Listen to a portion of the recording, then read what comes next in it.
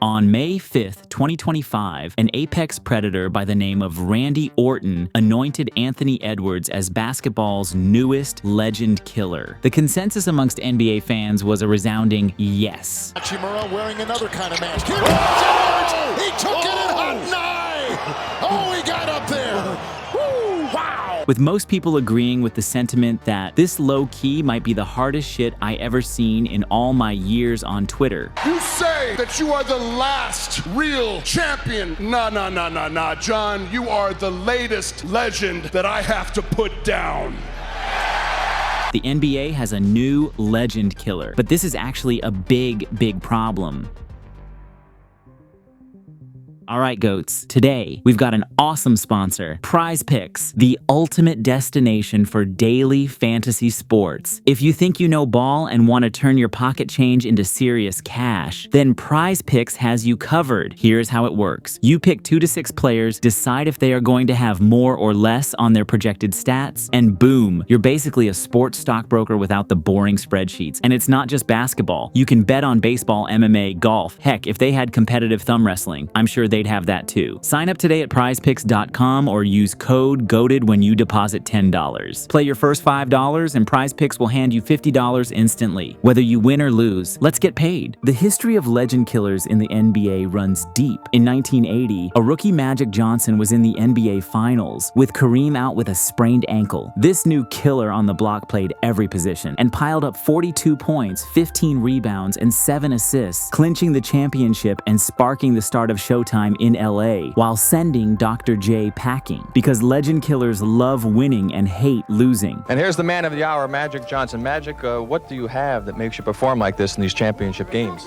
Well, I don't know. Just I love to win, and I guess that's the thing. What's the hardest part of being a professional athlete? Losing. It's the hardest part.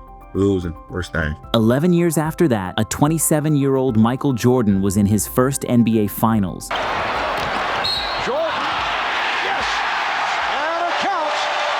Going up against Magic, who had now become a legend in his own right. Final seconds of the quarter. Magic for 3, yes! 9. The look away to Livingston. Jordan. Oh, a spectacular move by Michael Jordan. That's 13 consecutive field goals. MJ vanquished Magic, ending Showtime and beginning his own dynasty. Whatever I do, but yeah, I'm nowhere near Michael Jordan. But if that era was today, do you feel like MJ could guard you? Hell no. No. You know, he is they say one of the greatest defensive players. Yeah, no. I just don't think he can guard me. 9 years after that, a 21-year-old threw the famous alley-oop to Shaq. Bryant to Shaq!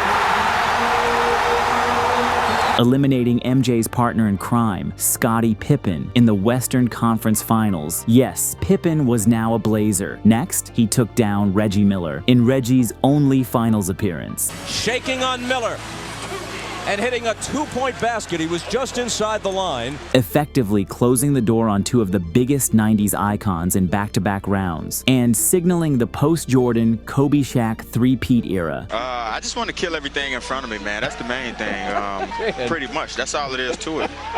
And he said, I'm just going to kill everything in front of me, man. It reminded me so much of Michael Jordan and Kobe Bryant. They would kill you to win a game. 12 years later, it was LeBron, going up against the Celtics' Big Four, Paul Pierce, Kevin Garnett, Ray Allen, and Rondo. In a Game 6 elimination game on the road, Bron exploded for 45 points, 15 rebounds, and 5 assists.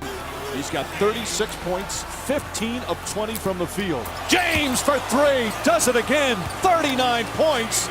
And Miami back up by 13. What a performance so far for LeBron James. One of the most cold-blooded performances in NBA history, where the King finally dethroned the kingdom that had blocked his path for years, ending the Celtics dynasty. Now, fast forward 13 years later, and we have a new King Slayer. Ladies and gentlemen, I present to you 23-year-old Anthony Edwards. For me, I just sent y'all home. Man, they talking shit all week. Lakers in 5. And then look, when we was up 3-1, they said Lakers in 7.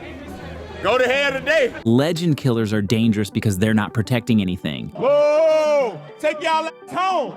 Take y'all home. No legacy, no rings, and no media narratives. They're pure hunger in sneakers. Utah. Edwards gets it back and threw it down and one from the rafters. And in the 2024 NBA playoffs, Anthony Edwards started carving out his path to being a legend killer. Oh, nice hands. Oh, Edwards, it's showtime. Room service. The Wolves were matched up against the Phoenix Suns in the first round, a Suns team that boasted a 4-time scoring champ with 2 championship rings, a dynamic star still in his prime, and a dangerous newcomer. But this wasn't any playoff matchup. This was personal. Anthony Edwards versus his childhood idol, Kevin Durant. Who's your GOAT? My GOAT? Your GOAT. Man, it's gonna sound crazy, but Kevin Durant. But instead of paying homage, Ant-Man snatched his soul. Here we go right here. Edwards against Durant. Edwards wants to take him, elevates, and buries it. 22 advantage on the glass for the Wolves. Edwards. Cash! Oh, it's on, ladies and gentlemen. Oh, yeah, baby. KD loves it. I love the competition. Edwards again. Cash! Legacies are made in the playoffs, and this cold-blooded 3 over his favorite player. Ant handed KD the broom with a 4-game sweep, averaging 31 points and 6.3 assists through the series, while putting his idol and the Suns to sleep. And with that, the NBA met its new legend killer. Fresh off sweeping his childhood hero, Anthony Edwards rolled into the second round, staring down the defending champs and the league MVP Nikola Jokic. And finds Edwards, who makes a move by Gordon right to the hole. Way too easy. But Ant-Man went right back at work. It's Edwards. And Caldwell pokers on him a 3. Got it. And this is what's made Anthony Edwards. He dropped 27.7 points a night, cracked 40-plus points twice. Nothing wrong. Bumped off balance. Edwards got it to go. And led Minnesota to a stunning Game 7 underdog triumph. He gets it off to Reed. Corner, Edwards, and shoots. Score! Timeout. Back-to-back rounds, back-to-back legends sent home. The legend killer was just getting started, because after a breakout run in the 2024 playoffs, Ant-Man picked up right where he left off. But this time, he went after one of the greatest to ever play the game. Randall kicks it out to Edwards. Open three-pointer. That's good. Just like that, back to 5. There's a chilling psychological moment when the legend realizes, this kid doesn't just want to win, he wants to destroy me. That moment came fast for LeBron Raymond James. So LeBron putting his hands in his chest, and these two competitors going at one another. In just 5 games, Edwards and the Timberwolves dismantled the Luka-boosted Lakers. Got his air fryer out, ready to cook. Ant-Man gets it back. Pulls the 3, and it's wet. The best three-point shooter in the NBA this year. A squad many thought could make a real title run. Stephen, he had all the writers like that get a vote on ESPN. It was 7. They had Lakers in 6, Lakers in 7, Lakers in 5, Lakers in 4, Lakers in 5, Lakers in 6, Lakers in 5. None of this. Nobody had the Wolves. Nobody. Not one person. You know what really turned me up, dog? TV. You know what really turned me up? Paul Pierce. But Ant-Man ripped through their schemes, exposed every flaw. On the front row, he was like, "You're 0 for 11." I said, "And y'all finna lose." I said, "Y'all finna lose. Go home. Beat the traffic." Finney Smith, step back, jump shot. Got it! Anthony Edwards, another clutch shot. Largest lead of the game. Timeout Lakers.